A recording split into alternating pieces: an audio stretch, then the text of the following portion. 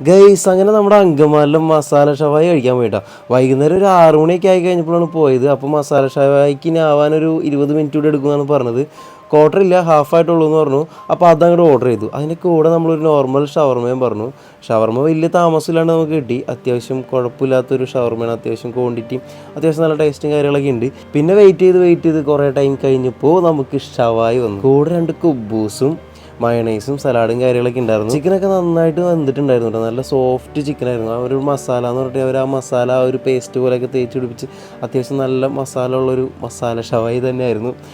ഇതിന് റേറ്റ് വരുന്നത് 250 രൂപയാണ്. അതുപോലെ തന്നെ ഷവർമയ്ക്ക് റേറ്റ് വന്നത് 100 രൂപയാണ്.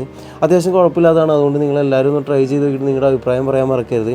സ്പോട്ട് വരുന്നത് നമ്മുടെ അങ്കമാലി കാലടി റോഡിൽ ഹംഗ്രി ടൗൺ ഫുഡ് കോർട്ടില്ലേ, അതിൻ്റെ ഉള്ളിലുള്ള ഗാലോ എന്ന് പറഞ്ഞിട്ടുള്ള റെസ്റ്റോറൻറ്റിലാണ്.